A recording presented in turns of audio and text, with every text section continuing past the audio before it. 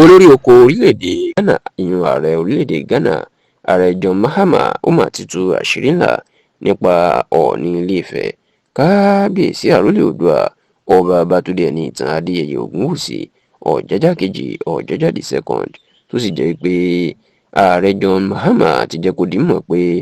ọba gidi ọba dáadáa téèyàn fi ń yangàn téèyàn fi ń tọ́ lọ ni àti pé títí ayé inú wọn ò lè gbàgbé ní ti kábíyèsí tó ṣe nínú ìgbésí ayé òun àti lórí ọ̀rọ̀ ayé òun.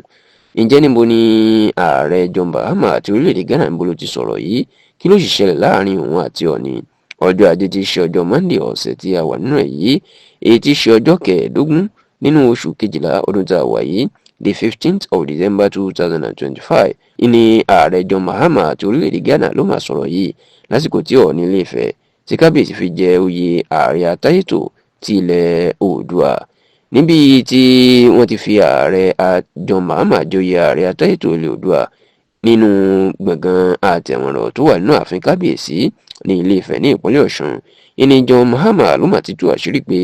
lọ́dún 2016 tí òun pàdánù ètò ìdìbò ààrẹ Ghana tí gbogbo àwọn tóun gbọ́kànlé tóun ti ń rí láyìíká òun tó ń sá fóun nítorí pé ọwọ́ epo lárí ń bá ní lá, ó ní níṣe ni Ọọ̀ni ò máa fi òun sílẹ̀. Oníṣẹ́ tẹ́lẹ̀ Ọọ̀ni ti ṣàbẹ̀wò sí orílẹ̀-èdè Ghana ní kété tó dá Ọọ̀ni lọ́dún 2015 táwọn sì gbàlejò ẹ̀ táwọn jọ kíra wọn, ṣùgbọ́n ní lẹ́yìn tóun pàdánù ètò ìdìbò tí gbogbo ayé ń sá fóun, ó ní kábíyèsí ò máa sá fóun. Ó ní ṣe ni kábíyèsí tó ń da òun láàmú pé àníṣe kóun wá ṣàbẹ̀wò sí òun láàfin ní ìlú Ilé-Ifẹ̀.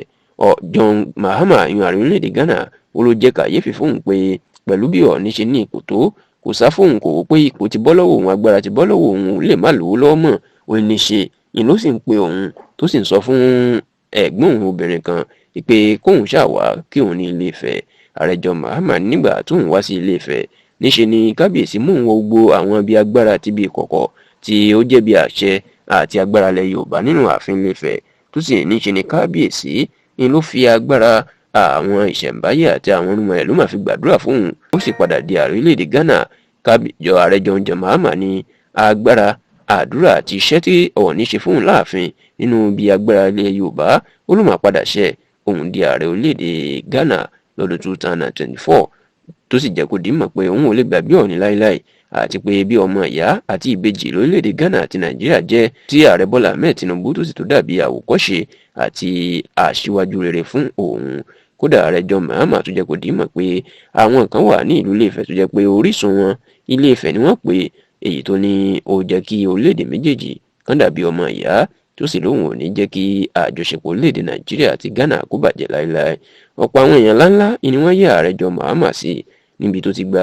ti fi joyè náà, èèyàn bíi Kọ́lá Adéwùsì tó jẹ́ igbákejì gómìnà ìpínlẹ̀ Ọ̀ṣun tó ṣojú gómìnà Adémọ́lá Adélékè, ọkùnrin tó lówó jù lórílẹ̀-èdè Nàìjíríà Alhaji Aliko Dangote. Bẹ́ẹ̀ la rí àwọn ọba ńláńlá bíi Ọwọ́ Àdìmúlà, ìyẹn Ọwọ́ Òbòkunlẹ̀ Ìjẹ̀ṣà ọba Clement Adéṣuyì Astrop, Tìmì ìlú Ẹdẹ ọba Muyideen Lawal, Déjì ìlú Àkúrẹ́ ìyún àti àwọn ọba bíi Ajérò ìlú Ìjẹ̀rò pẹ̀lú àwọn ọba láti orílẹ̀-èdè Ghana